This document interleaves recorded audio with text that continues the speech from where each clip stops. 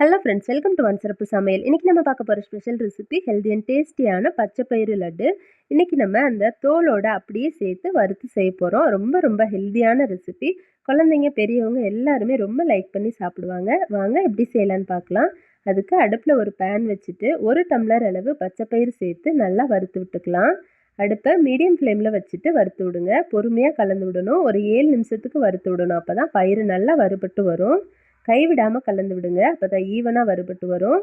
இப்போ பாருங்கள், நல்லா கலர் சேஞ்ச் ஆகி வறுபட்டு வந்துருச்சு. அது வறுபட்டுருச்சுனாலே நல்ல ஒரு வாசம் வரும், அந்த பச்சை பயிரோட வாசம். அப்போ அது வறுபட்டுருச்சுன்னு அர்த்தம். இப்போ ஸ்டவ் ஆஃப் பண்ணிவிட்டு இதை நம்ம ஒரு பிளேட்டுக்கு ட்ரான்ஸ்ஃபர் பண்ணி எடுத்து வச்சுக்கலாம். இது எல்லாமே கம்ப்ளீட்டாக ஆறட்டும். ஆறுனதுக்கப்புறம் நம்ம பவுட்ரு பண்ணலாம். இது ஆற டைமில் நம்ம இதுக்கு தேவையான வெள்ளைப்பாகு காய்ச்சி எடுத்துக்கலாம். இப்போ ஒரு சாஸ்பேனில் 3/4 டம்ளர் அளவுக்கு வெல்லம் சேர்த்துக்கலாம். வெல்லத்தை நல்லா இந்த மாதிரி உடச்சிட்டு சேர்த்துக்கோங்க. அப்போ தான் அளவு சரியாக இருக்கும்.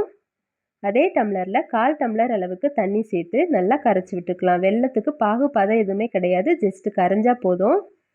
இப்போ அடுப்பில் ஒரு பேன் வச்சுட்டு கொஞ்சமாக நெய் சேர்த்துக்கலாம். நெய் நல்லா மெல்ட் ஆகட்டும்.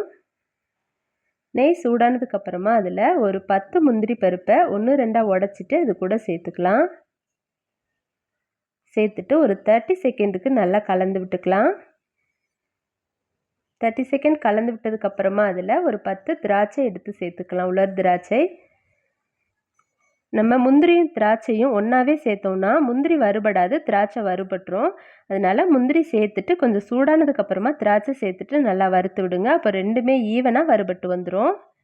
இப்போ பாருங்கள், திராட்சையுமே கொஞ்சம் வறுபட்டுருச்சு. இந்த ஸ்டேஜில் அடுப்பை ஆஃப் பண்ணிடுங்க. ஆஃப் பண்ணிவிட்டு அந்த சூடுலேயே கிளறி விட்டிங்கன்னா ரெண்டுமே நல்லா ஈவனாக வறுபட்டு வந்துடும்.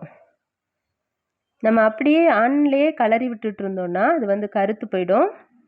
இப்போ பாருங்கள், ரெண்டுமே ஈவனாக வறுபட்டு வந்துருச்சு. இது கொஞ்சம் ஆறட்டும். அது ஆற டைமில் நம்ம ஆல்ரெடி பயிர் வறுத்து ஆற வச்சுருந்தோம் இல்லையா, அதை பவுட்ரு பண்ணி எடுத்துக்கலாம். பாருங்கள், கம்ப்ளீட்டாக ஆறிடுச்சு. இதை நம்ம ஒரு மிக்சர் ஜாரில் சேர்த்துட்டு பவுட்ரு பண்ணி எடுத்துகிட்டு வந்துக்கலாம். நல்லா நைஸாக பவுட்ரு பண்ணி எடுத்துக்கோங்க.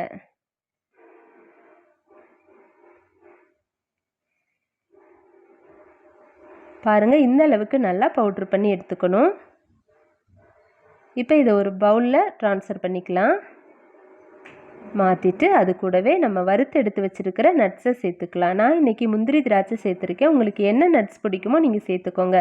பாதாம், வால்நட் எது வேணாலும் சேர்த்துக்கலாம். நம்மளோட டேஸ்ட்டுக்கு ஏற்ற மாதிரி தான். அந்த நெய்யோடவே சேர்த்துக்கோங்க. சேர்த்துட்டு அது கூடவே ஒரு 1/2 ஸ்பூன் அளவுக்கு ஏலக்காய் தூள் சேர்த்துக்கலாம். நான் கொஞ்சம் சீனியும் ஏலக்காவும் சேர்த்து அடித்து வச்சுருக்கிறனால 1/2 ஸ்பூன் சேர்த்துக்கிறேன். நீங்கள் ஏலக்காய் மட்டும் சேர்க்குறீங்க அப்படின்னா கொஞ்சமாக சேர்த்தாலே போதும். சேர்த்துட்டு அது கூடவே நம்ம கரைச்சி எடுத்து வச்சுருந்த வெள்ளைப்பாகு சேர்த்துக்கலாம். சேர்த்து நல்லா கலந்து விட்டுக்கலாம். 1 டம்ளர் பயிருக்கு 3/4 டம்ளர் வெல்லமும் 1/4 டம்ளர் தண்ணியும் சரியாக இருக்கும். இந்த ரேஷியோவில் சேர்த்து செஞ்சு பாருங்கள், ரொம்ப நல்லா பர்ஃபெக்டாக வரும்.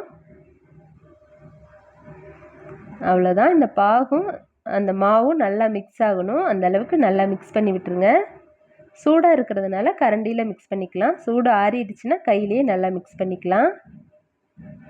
இப்போ எல்லாமே ஒன்று சொன்னாப்பில் சேர்ந்து வந்துருச்சு. அவ்வளோதான். இப்போ இதை நம்ம உருண்டை பிடிச்சி எடுத்துக்கலாம். நல்லா கையை வச்சு இந்த மாதிரி நல்லா மிக்ஸ் பண்ணி விட்டுருங்க. மிக்ஸ் பண்ணி விட்டுட்டு உருண்டை பிடிச்சிக்கலாம்.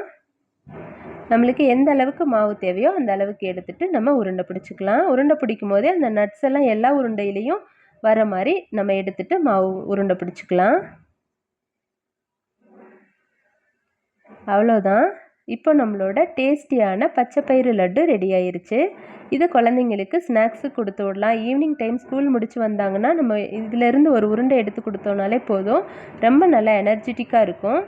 நம்ம டக்குன்னு ஒரு ஸ்நாக் ரெசிபி செய்யலாம் அப்படின்னா இந்த ரெசிபியை செய்யலாம். இதை ஒரு ஏர்டைட் கண்டெய்னரில் போட்டு மூடி வச்சிட்டோன்னா ஒரு 10 நாளைக்கு வச்சு யூஸ் பண்ணலாம். ரொம்ப நல்லாயிருக்கும். அவ்வளோதான். இப்போ நம்மளோட ஹெல்தி அண்ட் டேஸ்டியான பச்சை பயிறு லட்டு ரெடி ஆயிருச்சு. இந்த ரெசிபி உங்களுக்கு பிடிச்சிருந்தா நீங்களும் ட்ரை பண்ணி பாருங்கள். ட்ரை பண்ணி பார்த்துட்டு எப்படி இருக்குன்னு கமெண்ட் பண்ணுங்கள். நம்மளோட ஒன் சிறப்பு சமையலை சப்ஸ்கிரைப் பண்ணி நம்ம அடுத்தடுத்து போடுற வீடியோஸ் மிஸ் பண்ணாமல் பாருங்கள். தேங்க்ஸ் ஃபார் வாட்சிங்.